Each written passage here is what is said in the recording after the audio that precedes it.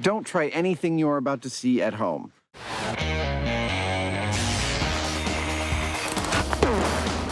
Well, there's your problem. In this special series of Mythbusters, It's almost too exciting. the Dream Team tackles their dream themes. It's scientific! Testing myths about everything from electricity to pressure and gravity. This one hurt a bit. Shaking down the science of shockwaves, velocity, and ballistics. With crazy chemistry, Oh my goodness. far-out physics, Fun for the whole family. and insane explosions. Is everybody okay? Life's burning questions answered. On Mythbusters, there's your problem. Hot set. On this episode, shocking developments Is that a big enough lightning bolt for you? with 3 myths about electrocution. And later, This is awesome! the team gets rough and ready We got ourselves a big one! as they ask fact or friction. Go! But first, is a phone lightning combo potentially fatal?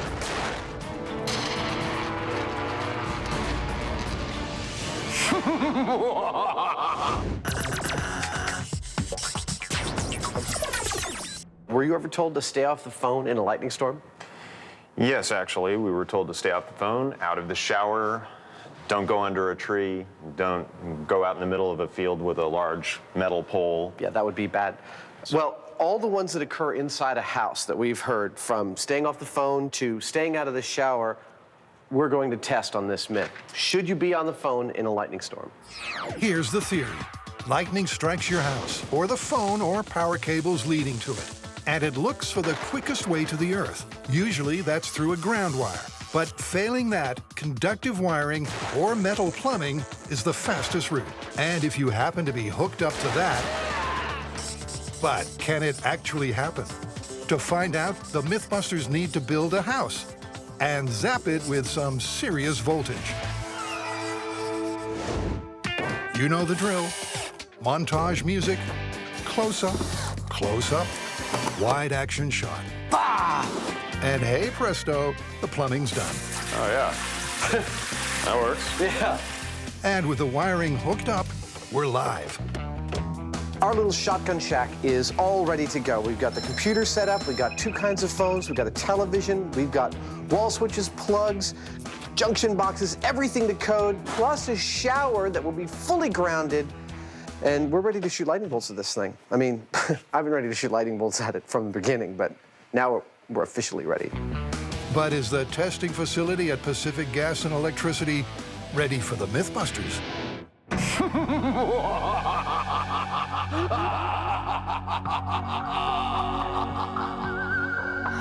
What are your plans, my master? We're going to take over the world. Oh, yes. Yes. Actually, no. They're just going to wreck some stuff like they usually do. Adam's Playhouse and its ballistics gel resident are being brought directly into the target zone of a device capable of unleashing huge jolts of electricity. This electrode will give us about 200,000 volts. Now that's enough to make it jump across the 2 feet here, through these wires, down either into the electrical box here or through the phone lines. Our test subject here, Chip, is set up with a phone strapped to his ear. We've also taped in some gunpowder in a little paper baggie here. And finally, we have our Mythbusters patented heart paddle current meter setup, where we've got 2 copper paddles set up right where the heart would be. And if we read more than 6 milliamps of current across these lines, we know we've got a dead guy. Here's how this will work. Electricity can jump through the air. Every 10,000 volts adds about 1 centimeter to the distance. Closing 200 over 5. With the electrode in this position, when the charge reaches between 200,000 and 300,000 volts, it will zap across to the house.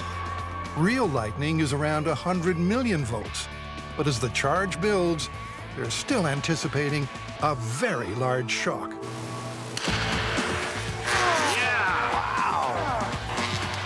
That was 300,000 volts straight into the house's wiring. It generates an electromagnetic pulse strong enough to throw our remote camera out of focus. No smoking, no sparks. No smoke, no sparks from the phone. Incredibly, Chip's phone call is uninterrupted. Well, everything seems just like we left it. No problem, no reaction whatsoever. I don't think he got any current. It appears the jolt exited straight out of the ground wire, standard to most homes. But remember, this shock is just a fraction of real lightning's power. So Adam will grease the tracks a little by cutting some of the grounds to the electrical wiring system to try to guide the charge towards the telephone cord. 580, 96, 100 kV. Watch his hot, he's going up in voltage. 150,000, 200,000. 200,000. 220, 230. That actually worked. That was beautiful. The lightning arced from the mouthpiece into Chip's head, setting off Jamie's charge. The jolt finding its way with disturbing accuracy. That was awesome. Are we clear? Do you want us to put out the fire? I'll just blow it out.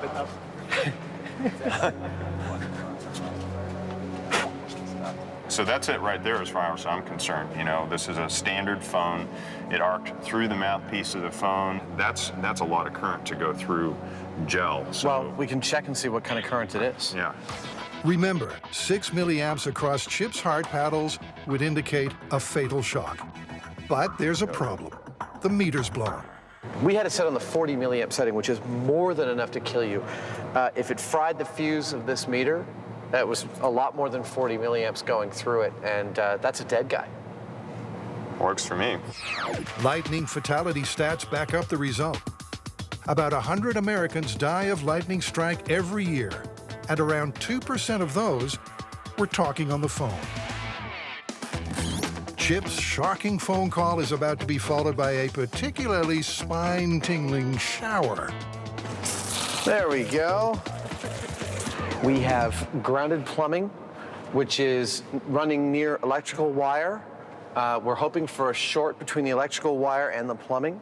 And then our guy here, I've put a ground wire directly into him. This is basically equivalent to if you're standing in the shower and you're standing on the drain, which is also grounded. They're ready to go. Ramp it up. 140 kV. The storm clouds gather. It's a lot. We're up to 243, almost 250 kV. Not since Alfred Hitchcock's Psycho I hear it. has a shower scene held such riveting suspense.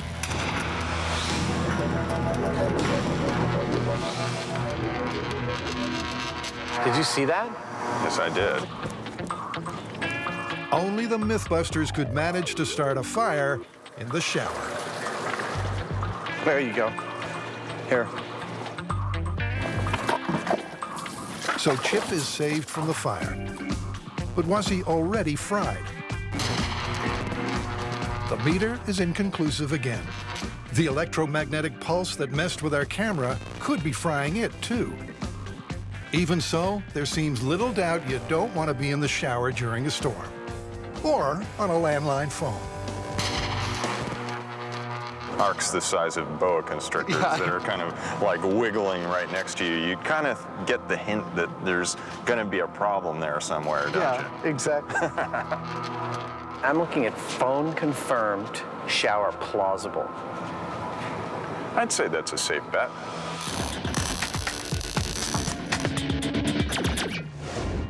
For our next myth, we're investigating a more unusual, but just as shocking scenario. Being electrocuted while using a railway track as a toilet. Oh, this is the one guy found himself late at night in a train yard, peed on the third rail, the electrified rail, got electrocuted and died? That's the one. Some subway systems are powered by an electrified rail on the track. A steel paddle slides along the top of that third rail, arcing as it draws current. But could peeing on the third rail really cause a fatal electrocution? To test this myth, they'll need to make a stunt dummy with the same electrical properties as a human body.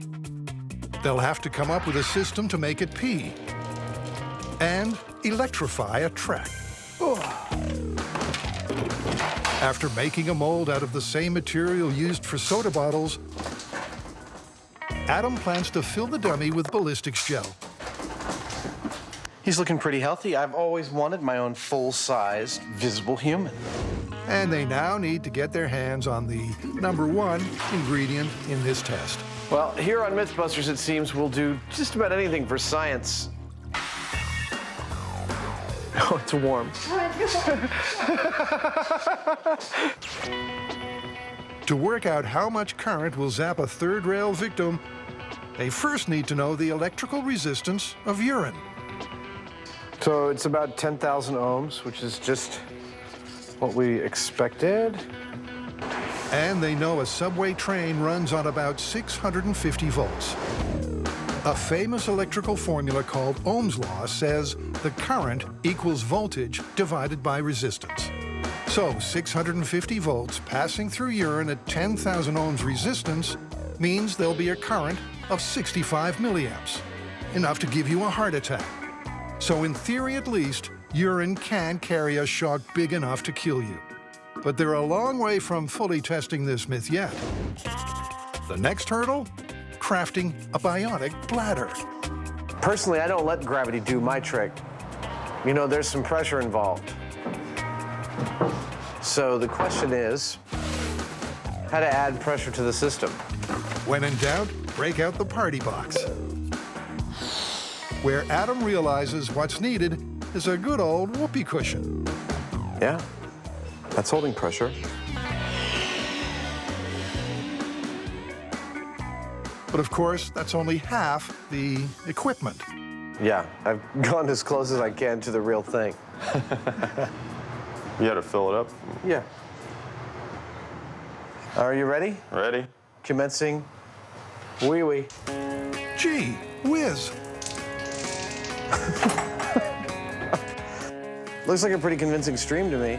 Yeah.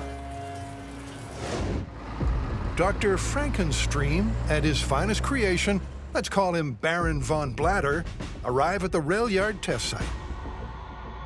The plan is to wire him up so that if the myth is true, current will run from the third rail up his urine stream and trigger an electric release switch, knocking him over backwards.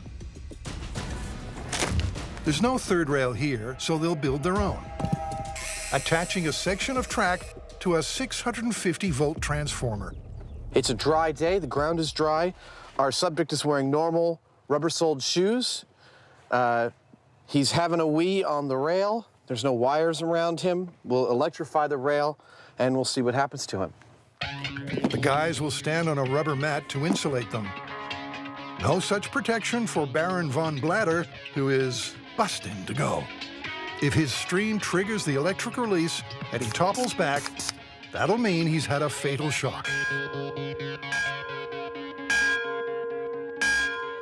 Let's make the set hot. Hot set! 3, 2, 1. No stage fright for von Bladder, and his aim is perfect. But the release isn't triggered. That's exactly what I expected. He's got rubber-soled shoes. He's on dry ground. There's no way a mere 600 volts is going to arc through his shoes. Maybe it was a rainy night. The Baron's shoes were wet. That would help complete the circuit with the ground. Bladder recharging. Hot set. We're electrified. Here we go.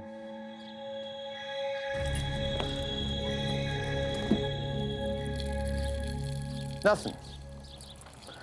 Not a thing. Damn. He needs to see a doctor. Set is cool. Okay. What about barefoot? Okay, there's 2. Baron von Bladder must have had quite the evening. Stumbling around the train yard late at night, looking for a place to pee, barefoot. All right, are we good? Hot set. All right, here we go. Nope. Nope, there's no connection going. Checking the high-speed camera, they see the problem.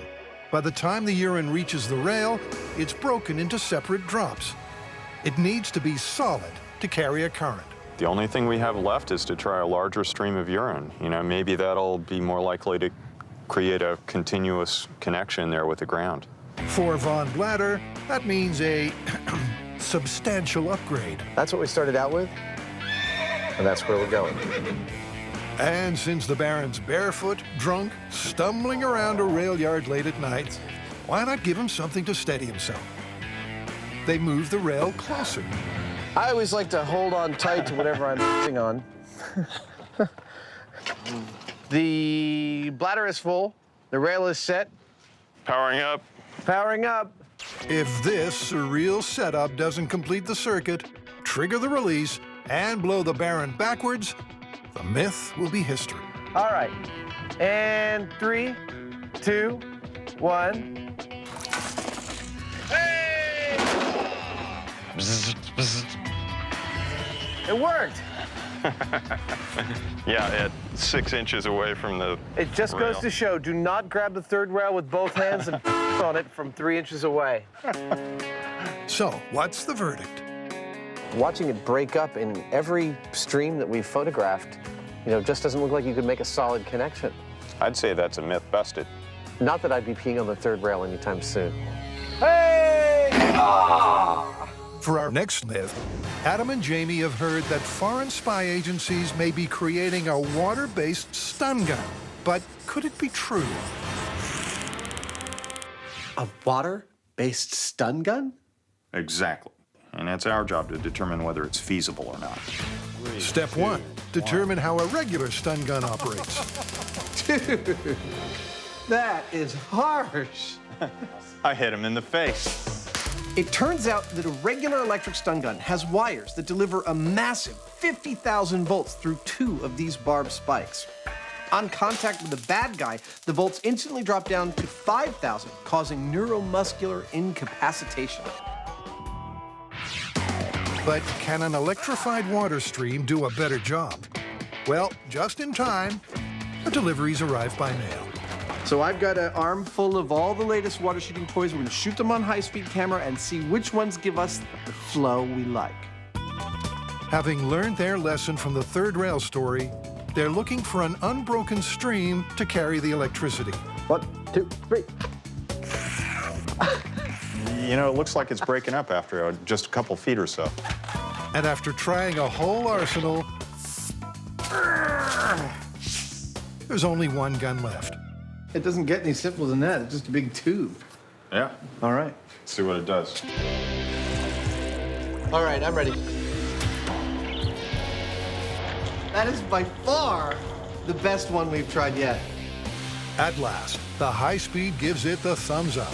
A 15-foot, totally continuous laminar flow. Now the question is, can we get electricity into this stream? Can we get it to a person? And when we do, is it a reasonable stun gun? For double the power, Jamie takes one water pistol and connects it to another. To this, we're going to attach a stun gun to supply the electricity. Pull the trigger of this electric device right here. Electricity will travel through these 2 wires out to electrodes that are in the water stream. And when those water streams hit your suspect, ho-ho, they are yours, gift wrapped. Remember, they want to stun, not kill, their target. They set up a testing area with a ballistics gel dummy and an oscilloscope reader. We'll know if the signal is being transferred to the target via the water by what we see on the electrical screen. Time to test their AquaZap from 5 feet away. Go for it. But unfortunately, it registers a lethal charge. It's not where you want to be if you want to stun someone. It's where you want to be if you want to. Potentially kill them. Oh, okay. Yeah. And each subsequent test produces a totally different result, from no stun to death. At this point, what I'm seeing is a test where we're not getting a lot of good data because we have so many variables. To minimize the variables, they've ditched the ballistics gel dummy Beauty. for a leg of lamb. And to try to better control the stream, they're going to guide it through plastic tubes. Testing the AquaZap is actually quite difficult because it's hard to control where the streams of water are going. So we're going to actually run water through tubes, and the plastic tubes will act as insulation. We should get more reliable results if we do that. Next, they stick electrodes from the electric stun gun into the plastic tubes and poke the tubes into the lamb. This is very Frankenstein. Firing. And at point-blank range, it works. Awesome. Firing at 2 feet. But as soon as they start moving back, 4 feet. 4 feet. the effectiveness plummets. Every time we move a foot out, it's dropping. Firing 8 feet. What we're seeing here has everything to do with a property of resistance, of a medium's resistance to electricity. Wire's got a very low resistance. It loves electricity. Water, it's got a much higher resistance, and it increases significantly however much more water you've got to move through, which means every time we move 1 foot further away from our target, the water's applying more resistance and less electricity is getting to the target. I think it's starting to break down because look at the current here. It's not looking very good for the AquaZap here. And you've got a super limited range this thing works from, and that doesn't make it a very effective weapon. Okay, so the AquaZap is DOA. I'm kind of disappointed, though. I had my heart set on, like, firing lightning bolts. Funny you should say that. Because this is Mythbusters, sometimes you get exactly what your heart desires. Now there's the lightning bolt generator of our dreams. So do you mind if we hook that big beastie up to my little squirt gun here and see what happens? We'll give it our best shot. Awesome. Using a colossal Tesla coil to subdue a fugitive might be overkill, but that's never stopped us before. Is that a big enough lightning bolt for you? Yeah. Let's zap some bad guys. Okay. Jamie will be up top in a cocoon basket. Using the AquaZap, he'll fire a stream straight at the ballistics gel perpetrator. Can the 1,000,000-volt jolt juice up the stream and blast the bad guy? This is my new favorite toy. Jamie takes aim At speed. and fires.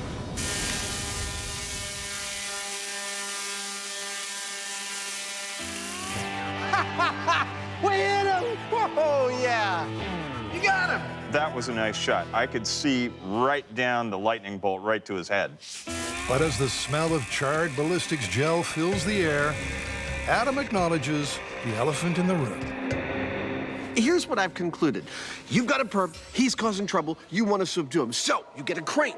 You crane in your 18-foot high Tesla coil, you bring a ladder over, you climb inside it, get your water pistol, load it up, squirt it at the perpetrator, and subdue him. In other words, it seems totally impractical.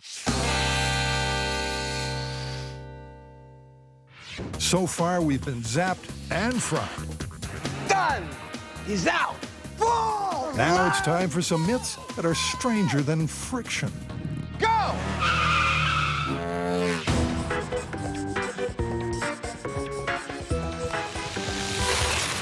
For our first friction myth, All right. Adam and Jamie are painstakingly interleaving 2 phone books. We've just passed 500 pages total. We're cruising. Each with 800 pages. Does this remind you of when you used to count money for the mob?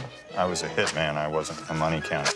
Once they're done, they're going to test the myth that friction between the pages will make the books totally inseparable.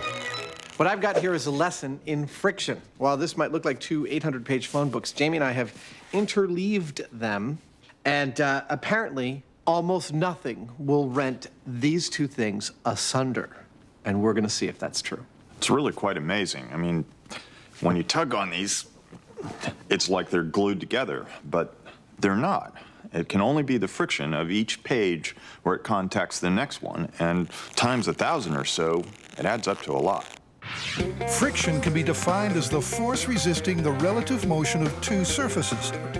For example, the pages of a phone book. Static friction is the force keeping 2 stationary objects from moving. And kinetic friction occurs when 2 objects that are already moving rub up against each other. It's very hard to believe that friction alone can hold two books together with such force. If they want to stand a chance at pulling them apart, they need strong handles attached to the book's spines. But these don't add strength, just something to grip onto for their first test. All right, you want to do some tug of war? Okay. Oh, check out my guns. You ready? Here we go. Remarkably, the books take the strain. Oh, I believe I'm winning. Equally matched in weight, it's actually Adam's superior foot friction, aka traction, that is the ultimate decider. Good job. The phone book's still together, though. While Jamie's ego is torn, the phone books ain't. This puppy didn't creak, didn't move, didn't budge. We're gonna need some more help. Let's get everyone in the building on this. Okay. Are you ready to fight the Spartans? With 9 muscled warriors and Adam split into 2 teams of 5, 1, 2, 3, like that. we're about to see exactly what these phone books are made of. Ball! Lunge! Lunge! Come on, they're beating us, you pansies! Move! Okay. So far, it's phone book 1, everybody else 0. 5 people on 5 people tug of war, generating almost 2,100 pounds of force, the weight of a small car, and the phone books are steadfastly refusing to be separated. And even with all 10 tuggers in one mighty team, incredibly, 2, 3, the books lunge! refuse to part. Tug! All right, what do we get? We got up to 4,000 pounds. You guys called it up. Called up the beast. And the beast was beaten by the books. Dude, this thing is a behemoth. What are we gonna pull it with now? Rental cars. I wish I could say they used the phone book to find a rental company and rent these cars, I love full insurance! but we all know they use the internet like everyone else these days. Though phone books definitely still have their place. And this is it. I'm ready. Are you ready? Yeah, I'm ready. Let's do it. Cabled between 2 sedans, driven by 2 men hell-bent on tearing their interlaced pages apart.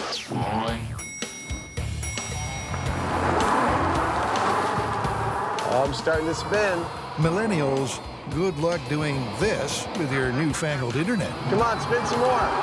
Unbelievably, with the force gauge peaking at 4,800 pounds, the phone books, unlike the car's tires, hold firm. Still intact. I think the phone book's feeling pretty self-satisfied, but we're not done by a long shot. And when he says long shot, he means a really long shot from a really long barrel, attached to a really big tank. 2 big tanks, to be exact. This is awesome! It's like some sort of a sideshow with me. You got a phone book for me? Right here. To handle this military-grade test, they'll need a military-grade clamp. This is an opportunity to not mess around. Nice. If these clamps give way, I'll eat my beret. I'd pay money to see that. There you go. But this tank test should be quite the spectacle, too. I don't know about you, but I think we're ready to start stretching. Behind me is 30 tons of military steel. Are they gonna separate the phone books? At this point, I have no idea. But I do know that something is gonna happen. When 2 15-ton tanks go up against 2 phone books held together by nothing but friction, something's got to give. Okay, go ahead and pull slack. Engaging a combined 615 horsepower, the mighty military machines slowly begin to move in opposite directions. And the force gauge climbs quickly.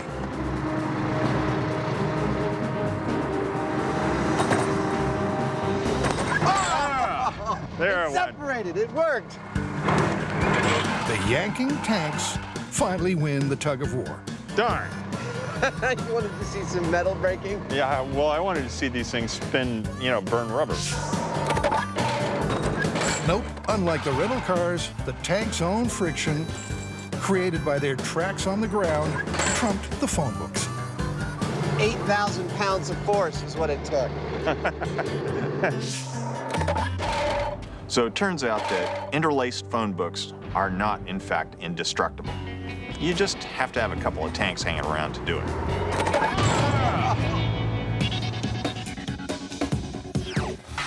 In our next story, Carrie, Grant, and Tori are fired up to test a fishy tale.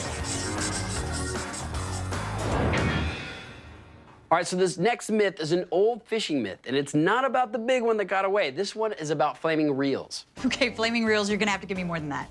All right, now as any fisherman knows, once the fish is on the line, all it wants to do is get away. All right, meaning it takes off in the opposite direction.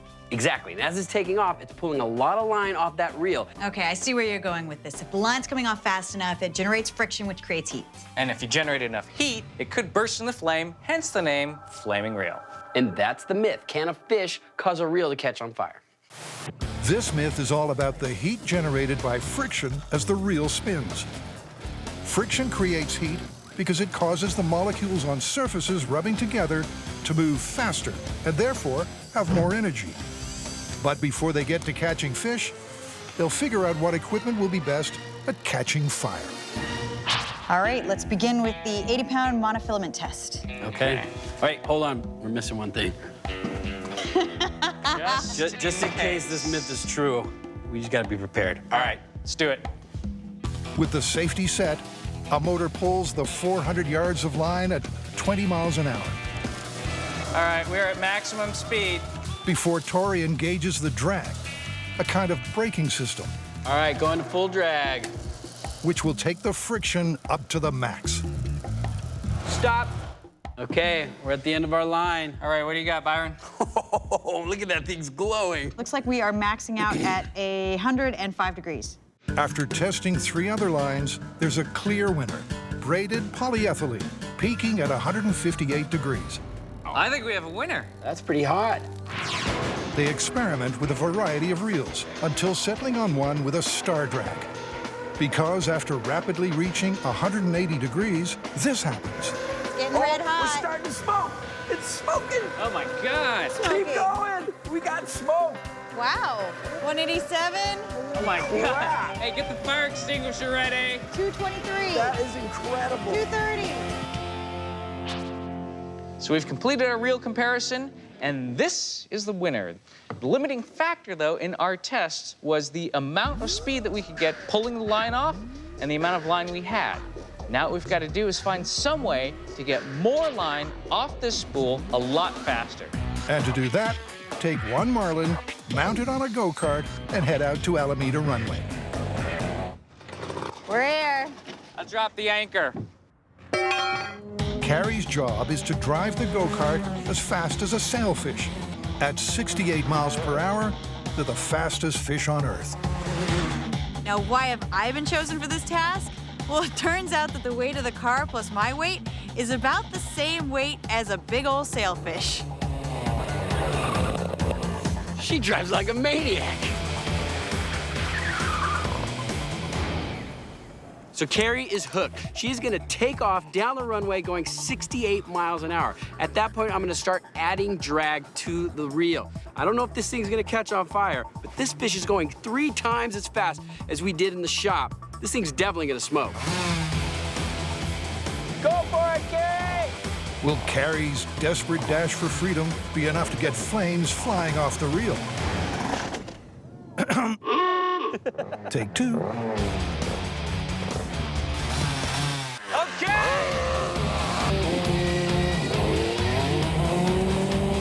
That is a fast fish.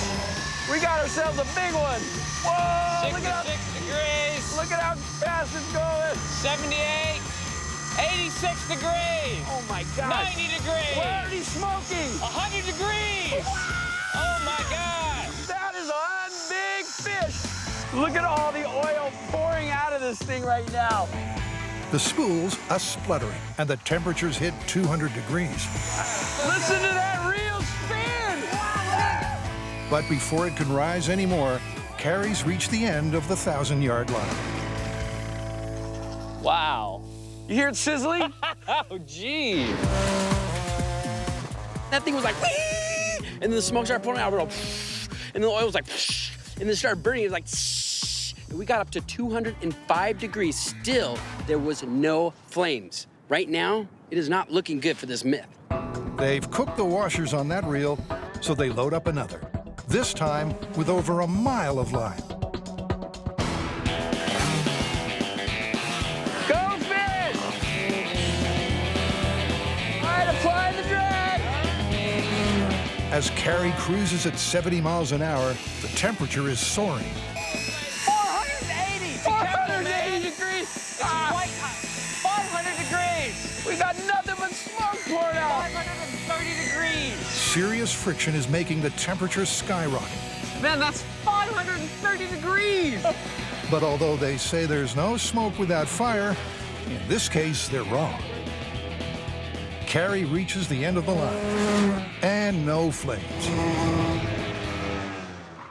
Well, we got a lot of smoke, but still no fire. No fire? No fire at all. But like you, they want to see flames. So they're upping the ante. This time with a road racing sidecar capable of 200 miles per hour. And while the test is going, they'll spray on highly flammable ether as a lubricant. Is the shark ready? Yeah. All right, here we go. Sharks away in 3, 2, 1, go! All right, put the drag on. We're up to 120, 245, 300. Get it on the drag. We're up to 470, 500, 600, Oh, my 700. Oh my God.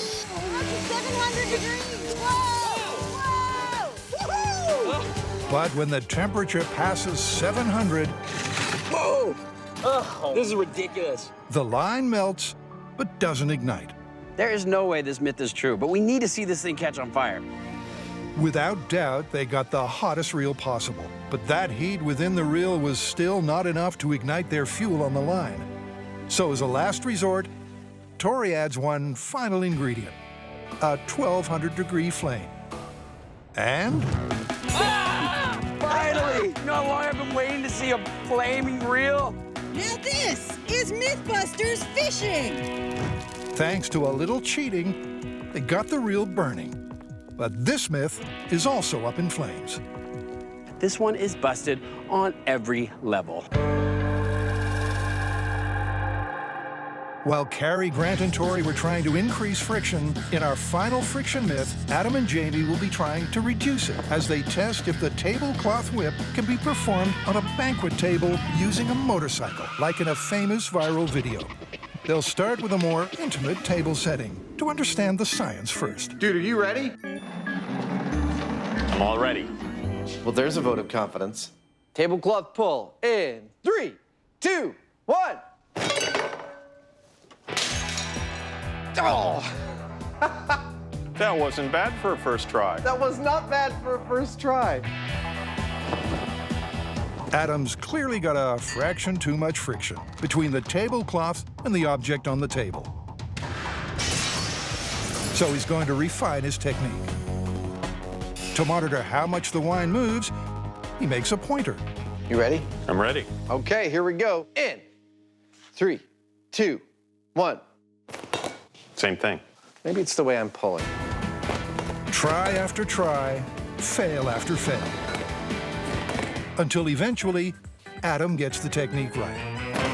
Hey! All right, now what did I do right?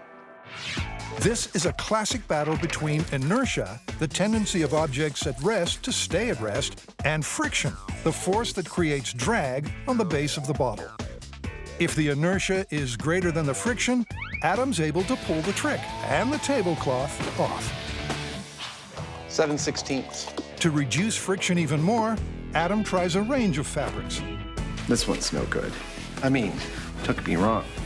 It's lovely, but it's no good for this trick. It turns out the lightweight satin 2, 1. works best. Wow, Yeah, that works. I know. And they're ready for the banquet hall, where it'll be Jamie on his supercharged sports bike who'll be attempting this ultimate party trick. If we can't pull this off, it won't be because the bike's not fast enough. Using the lightweight satin tablecloth, the table is laid for a banquet that could go down in history, or more likely, the recycling bin. It's all set up. You ready to ruin Christmas dinner? I can't wait. Uncle Jamie always does that. Get started. I've got a very bad feeling about this. Monster tablecloth pull, go!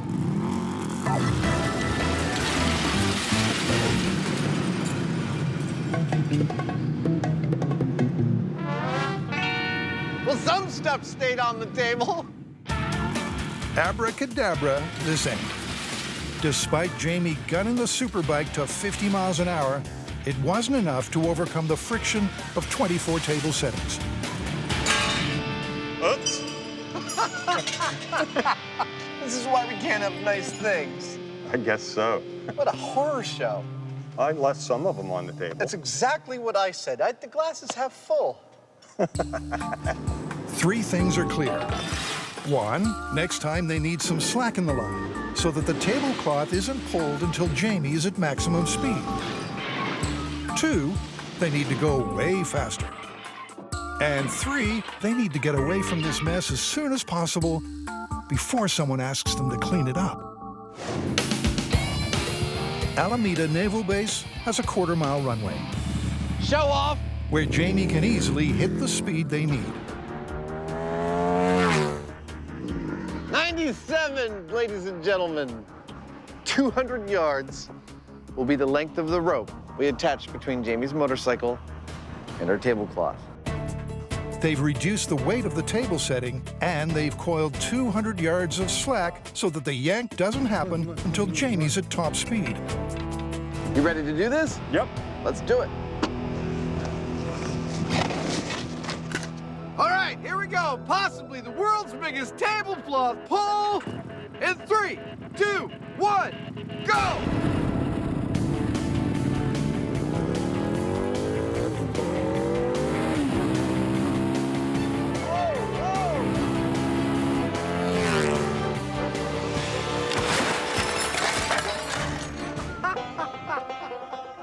Well, that is certainly as good as it gets.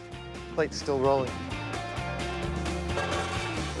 They almost pulled that one off. But even a perfect run at 100 miles an hour still wasn't enough to leave the table intact. Everything slid, especially on the front half. We lost a few place settings. Most everything is still standing, but honestly, you know what I'm thinking? It's busted. Yeah, totally busted. The friction is too much. But on Mythbusters, knowing when to quit isn't our strong point. They're going back to the banquet hall to attempt to fake the whole thing. What's different about this setup than its predecessor? Actually, quite a lot. I started out by treating the entire tablecloth with a dry lubricant made for sailboat sails, and that should actually reduce its coefficient of friction. But most importantly, I then laid down on top of the tablecloth a sheet of plastic, 24 feet long, and mounted at the non-motorcycle end of the table. And then we set the table as normal. What this means is that between all the place settings on the tablecloth is a thin membrane on which everything sits. So the tablecloth should, in theory, slip out easy as you please without disturbing anything on the table. There's a lot resting on this thin layer of plastic, 24 table settings to be exact, and the Mythbusters' reputations as masters of special effects. Boy, I hope this works. It'll work. This is tablecloth pull, the cheat. 3, 2, 1, go! This is it. Will they finally be able to overcome friction and make the tablecloth disappear?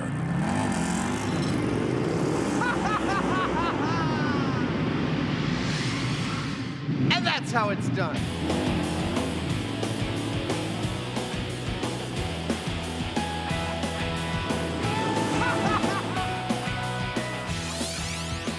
Congratulations, we did it.